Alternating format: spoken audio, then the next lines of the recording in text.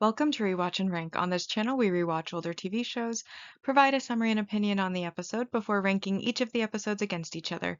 Today's episode is Hercules, The Legendary Journeys, Season 1, Episode 2, Eye of the Beholder.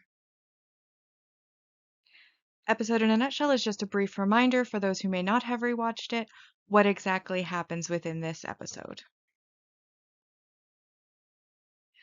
Alright, so this episode kind of starts with Hercules running for his life. And then we see upon the top of the hill a band of 50 women who then decide to continue to chase him. And we find out when he eventually loses them and makes it to a bar that they are the 50 daughters of King Thespius. And King Thespius has decided that he wants each and every one of them to have a baby by Hercules because of the fact that he is a demigod with a reputation for being like a hero, etc., etc. Basically, why wouldn't he want that for his daughter's baby daddies? Anyways, another man comes up once Hercules says that he's a one-woman man, and that is why he is running away from 50 women who want to bear his children. And another man comes over and is like, hey, have you heard about Trachis? There's a Cyclops there. He's causing problems. He's diverted a river for Hera's vineyards. And of course, Hercules is like, Hera's vineyards, huh? I'll go check that out. If it has to do with Hera, he's on his way. We then see Salomonius walking along as a traveling toga salesman, and he gets stopped by the Cyclops. And the Cyclops says, you're not allowed to go past here. These are Hera's vineyards. No one's allowed here. And he's like, but that's the only road. And the Cyclops is like, fair, fair thing to say, and picks him up and kicks him away from the vineyard. He gets past the vineyard, not trespassing. But obviously that would hurt quite a bit. And then, of course, Hercules, who's on his way to Trachis, happens to then come upon Salomonius up in a tree. And then, before he can help him, Salomonius falls out of the tree. And of course, is very upset by this. Hercules offers to help him, and Salomonius is like, what do you think you are, Hercules or something? And then he kind of like flicks his muscles, like, oh my gosh, you are Hercules. That's how you can tell. Muscles of steel. We then cut back again to see the Cyclops, where we see that there are three men who are trying to move a gigantic rock they have absolutely no chance of moving from the river so that it can be reallocated back to where it was supposed to go. So it was diverted to Hera's vineyards. Now they want it to go back to their village because that is the river that they rely on for their food, for watering crops, for fishing, etc., etc. Obviously, the Cyclops comes over, stops them. One of the men decides to get a bit big for his britches and tells the Cyclops that, you know, fight me. And the Cyclops stomps him, and the other two run away back to the village. As they're running back towards the village, they run into Hercules, and they tell him that one of their friends was just killed by the Cyclops. And Hercules says, you know what? I'm going to help you. And so the villagers throw him a party prematurely because they assume he's going to win. And even though he tells them that maybe we shouldn't celebrate until after I've looked at the Cyclops, they're all like, no, we're going to celebrate. We need to celebrate. It's going to be fun.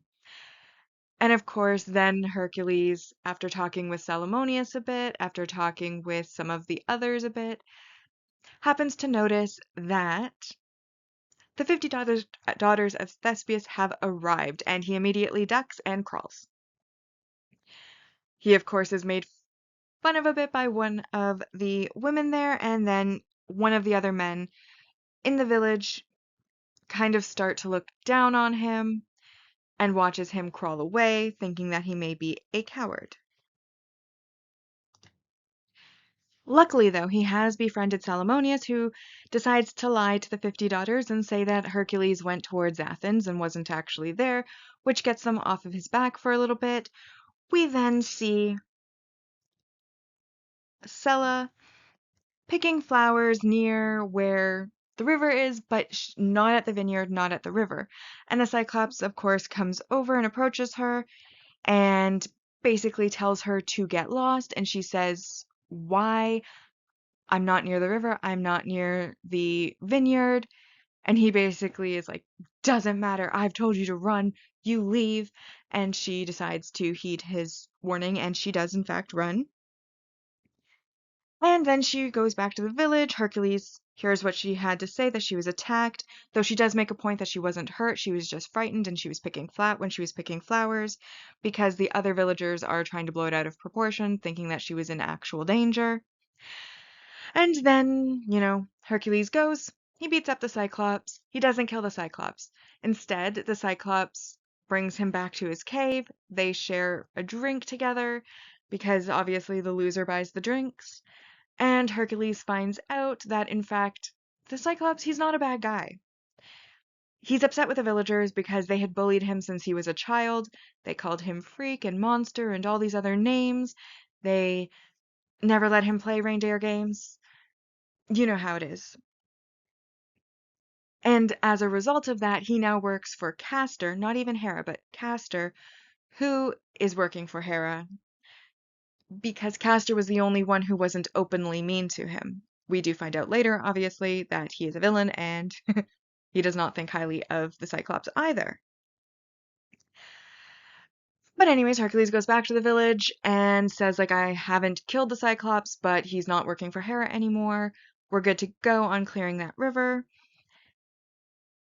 And they start to work on that. Meanwhile, Hera's executioners, which are like her special band of thugs,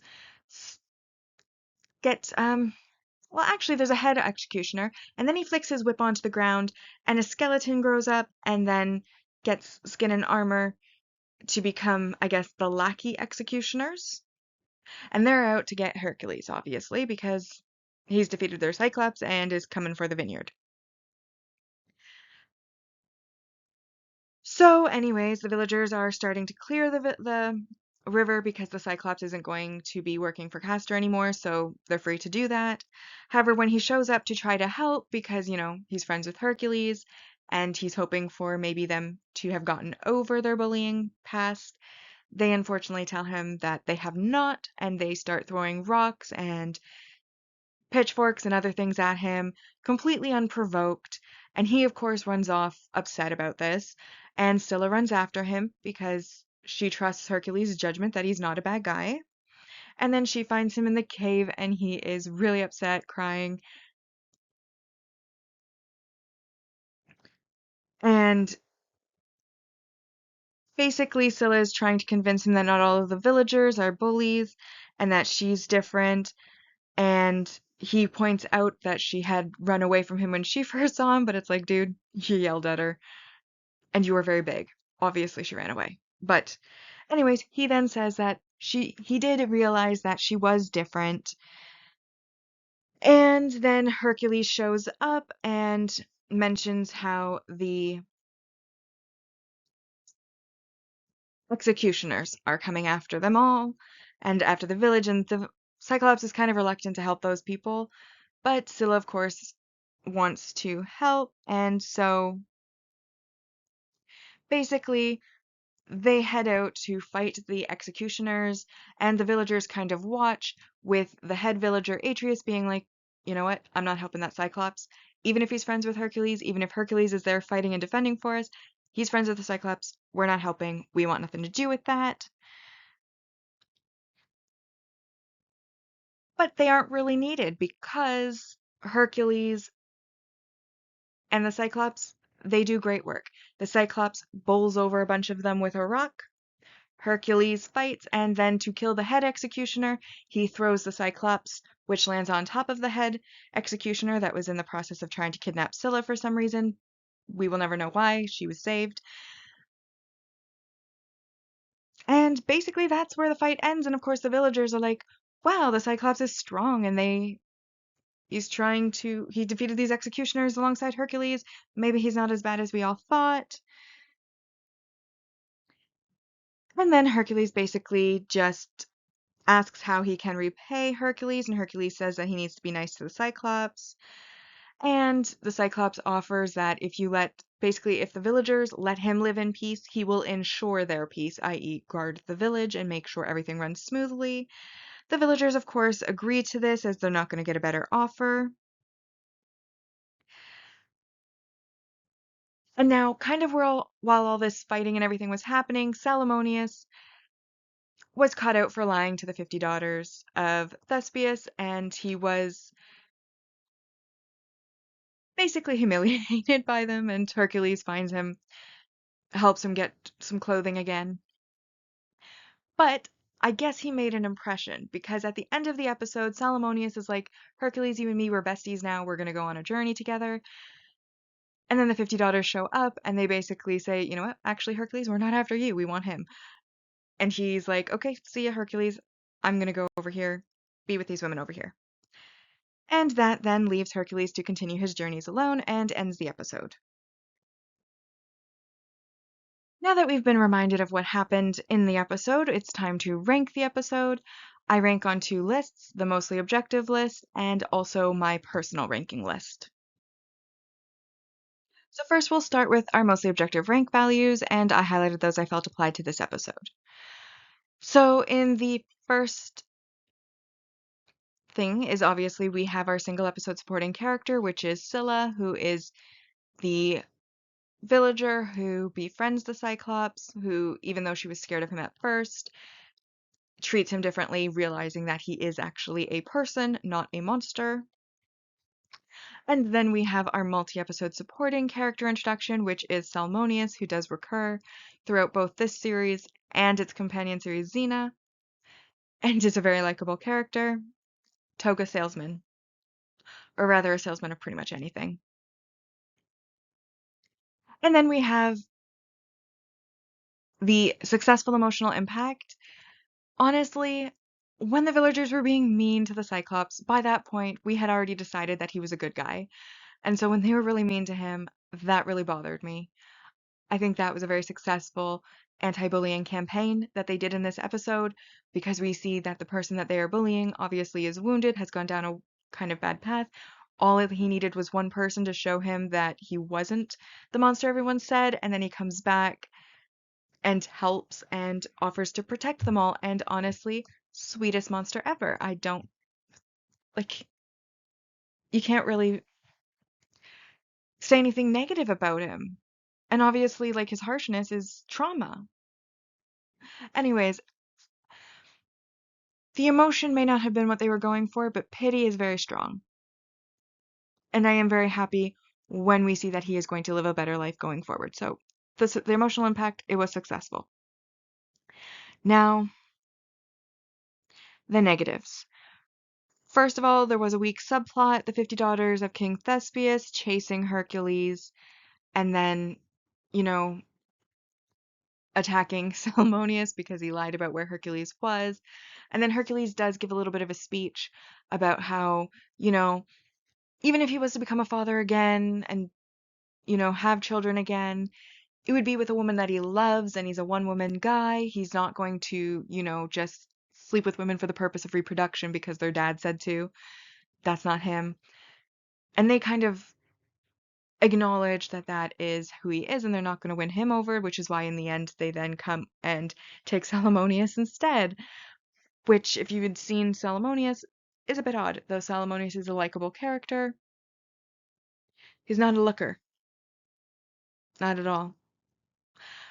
But while I found this little subplot funny, I also felt like it was completely disconnected from the main plot and kind of pointless overall, apart from being like a little bit of comedy in between the whole Cyclops drama. So, not really a big fan of it, hence why it is in the negatives. And then, of course, we have negative messaging and behaviors. And this, of course, is the villagers' bullying and behavior toward the Cyclops, completely unprovoked, calling him names, throwing things at him when he comes to help them restore the river, even refusing to help them fight the executioners, even though Hercules is fighting on their behalf because the Cyclops is involved, and they show no remorse. It is absolutely disgusting behavior. And like I said, a very, very, very effective anti-bullying campaign because the Cyclops is so sweet, and it just shows you how awful bullies are. They're terrible. And that is why that also is a negative. And so we basically have a positive 6 and then a -4, and that brings us to a 2 out of 10 episode objectively.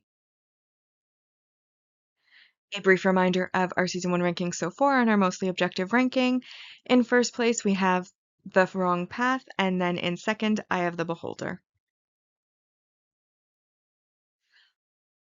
Now we come to our personal ranking, and I have to say, I completely disagree with the objective ranking. This is one of those episodes where I am in complete disagreement, and this is why I have 2 lists, so that one can be objective, and then the other one can be like, I completely disagree with that objective ranking. I am going to tell you what I think. Now, obviously, I had mentioned that I wasn't really vibing with the 50 Daughters of King Thespius subplot and them chasing him. And I do appreciate the fact that that let us know about how he is a one-person guy, how he wants to, if he falls in love again and he has a child, it will be with the person that he has fallen in love with. He's not just going to go around leaving children scattered throughout the world, which is amazing. Very good messaging, very compelling character trait. However, I don't know if that's actually true or not, because to be honest, last time I saw this series, it is a rewatch because I watched it as a child. However, I watched it as a single digit child, like single digits years old, and very, very young, and I don't remember really anything at all. And so even though this is a rewatch, it also is somewhat of a react because I do not recall what happens in the future. So I'm hoping they hold true throughout the entire series, all 6 or 5, is it 6 or 5 seasons? Anyways, the 5 or 6 seasons that it lasted, I'm hoping they hold true to this character trait that they have given, that he is going to, if he has any other future children, it will be with somebody that he manages to fall in love with after he gets over his wife, which honestly happened really quickly in the last episode, so it could happen, but again, I don't know. I have forgotten whether they hold true to it, but if they hold true to it, great character trait. I appreciate it. Now, a couple other positives about this. Obviously, Salmonius is a very likable character. He is the quintessential salesman. In this episode, he is selling togas. And, well, number one, he must be built different because he got kicked by that Cyclops through the air and into a tree. That had to be painful. I feel like if that was reality, he would be not with us anymore. I love how he's instant besties with Hercules and basically clings to him throughout the episode, lies for him immediately to the daughters of Thespius. When they're trying to clear the river, he's like, I will not, do something as undignified as manual labor. And then Scylla herself goes over and basically he's laughed at because even the women are willing to move out this big rock and he won't help. And eventually he gets tired of their laughter and then goes over and helps anyways, and it's like better late than never. Obviously, in the end, he gets all the women because they chose him over Hercules. Like I said, he is a recurring character. He also, throughout the series, also wanted to create a Hercules-themed line of togas, which Hercules kept reminding him he doesn't wear togas, so that's completely pointless. But he's going on trying to make the deal 70-30. He gets the 70 because, of course, he's going to do the work of selling it. Hercules is just the face of it. Anyways, very likable character, very funny character, absolutely amazing. Also, we got to see some of the villains, like Castor, who the Cyclops worked for, and this character did not meet a good end. He did get stabbed by the executioner because he was kind of useless. But oh my gosh, the way he cackled, it was like a quintessential villain cackle, and it just amused me to no end. Honestly, it was infectious. I was cackling too. I was like, this is a great, great scene. This actor committed to the role that he was given. Amazing. Now, obviously, we can't really talk about the effects. This was like mid 90s television TV show budget. You can't talk about it. There's no point. But for the time period, I think they did pretty okay. Like I said, I didn't like the bullying, but at the same time, I also think that as an anti-bullying campaign episode, which it may not have been, but that's how I view it because honestly, I would not want to bully somebody after watching this episode because of how sweet the Cyclops is and how crap the villagers end up looking because of how they bully him. I feel like it's very effective as anti-bullying content. And so, even though I think their behavior is trash, I also think that it serves a purpose and will teach a lesson to single-digit children who are watching it. And it is safe for single-digit children to watch because it is not gory at all. And even like the fight scenes are very